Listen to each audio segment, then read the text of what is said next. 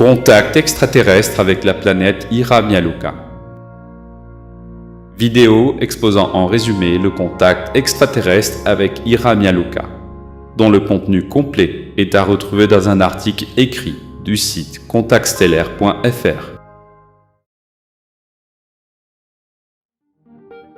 Paramahansa Yogananda, qui est né en 1893 en Inde sous le nom de Mukunda Lal Ghosh, est l'un des grands maîtres spirituels qui ont introduit le yoga et notamment la tradition du Kriya Yoga en Occident.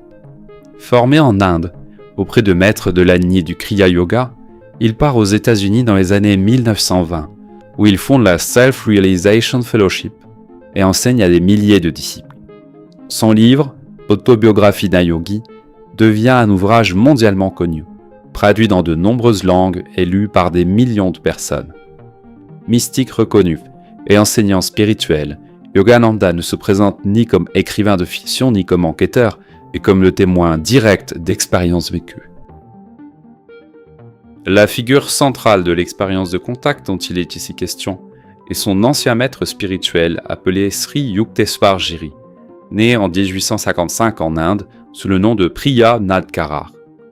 Astrologue védique, yogi et érudit des traditions sacrées indiennes et chrétiennes, il devient disciple de Lahiri Mahasaya en 1884 et reçoit l'initiation au Kriya Yoga. Quelques années plus tard, il rencontre le mystérieux Mahavatar Babaji, qui lui demande de rédiger un ouvrage destiné à montrer l'unité profonde des grandes traditions spirituelles du monde. Sri Yukteswar écrit alors The Holy Science et fonde ensuite 2 ashrams où il dispense un enseignement exigeant mêlant spiritualité, science et éducation. En 1910, Sri Yukteswar rencontre le jeune Mukunda Lal Ghosh, futur Yogananda. Il devient son maître et Yogananda réside dans son ashram durant des années, pendant lesquelles Yukteswar lui transmet l'essentiel de son enseignement spirituel. Yogananda restera son disciple le plus célèbre et fera connaître cette lignée bien au-delà de l'Inde, sa mission étant de faire connaître ses enseignements à l'Occident et notamment aux USA.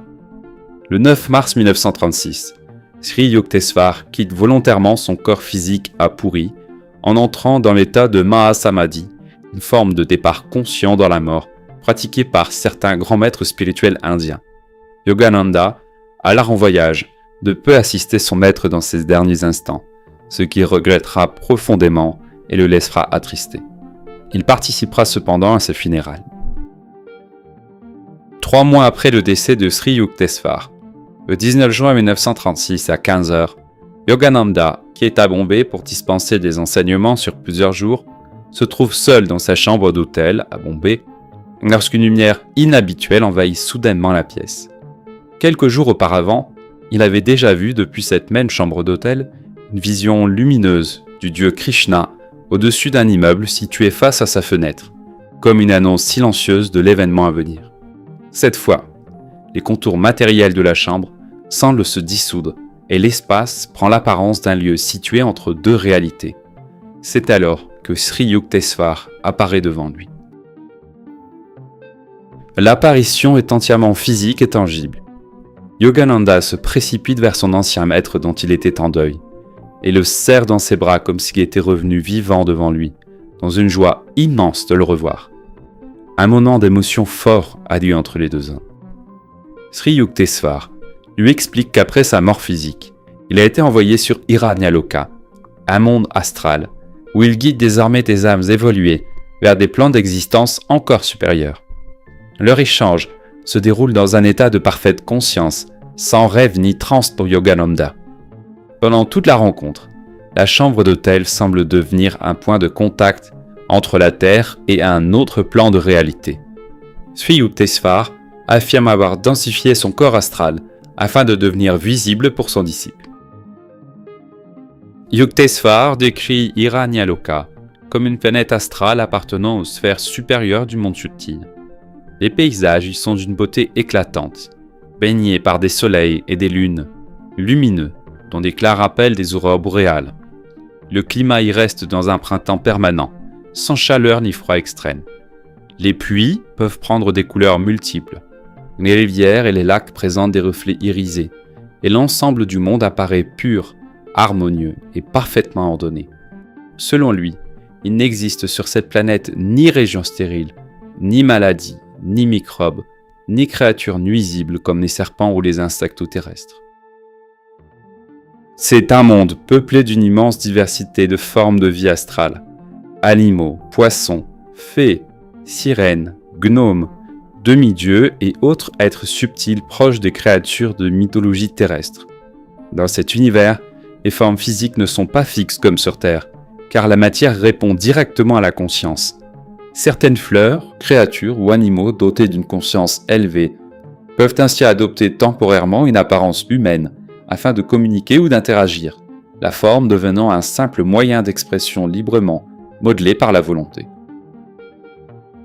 Yukteswar explique également que le monde astral est immensément plus vaste que l'univers matériel, ce dernier n'étant qu'une petite partie d'un cosmos beaucoup plus grand. Mais le monde astral est lui-même contenu dans un niveau causal encore supérieur. Hiranyaloka est l'une des sphères réservées aux âmes spirituellement avancées, ayant dépassé une grande partie de leur karma terrestre. Et il dit que les habitants d'Hiranyaloka possèdent des corps astraux composés d'une substance lumineuse beaucoup plus subtile que la matière terrestre et modelée par la conscience.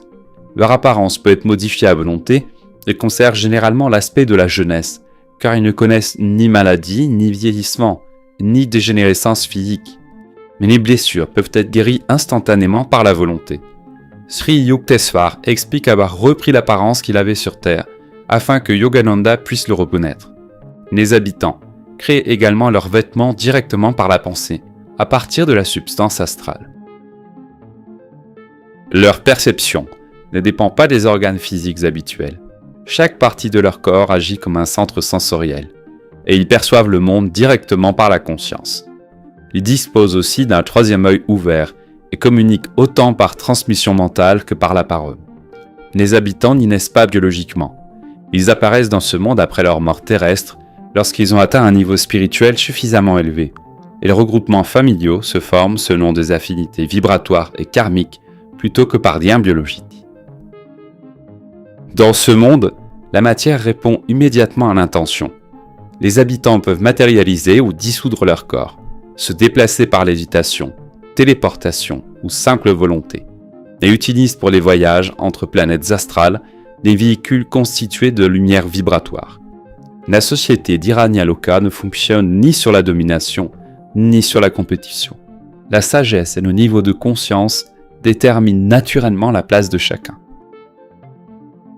Sri Yukteswar explique que l'univers est organisé en 3 grands niveaux d'existence liés à 3 corps différents. Le monde matériel, associé au corps physique, le monde astral, lié à l'énergie, mais aux perceptions subtiles, puis le monde causal, encore plus élevé, constitué d'idées pures et de conscience. Après la mort, les êtres humains rejoignent d'abord différents plans astraux, où ils poursuivent leur purification karmique. Ces mondes astraux sont hiérarchisés, certains lumineux et harmonieux, d'autres habités par des êtres moins évolués et plus sombres, connaissant encore des conflits entre entités utilisant des vibrations mentales comme armes. Seuls les êtres ayant atteint un très haut niveau spirituel durant leur vie terrestre peuvent accéder finalement à Hiranyaloka, une planète de la strate supérieure réservée aux âmes avancées. Hiranyaloka n'est cependant pas considéré comme un état final.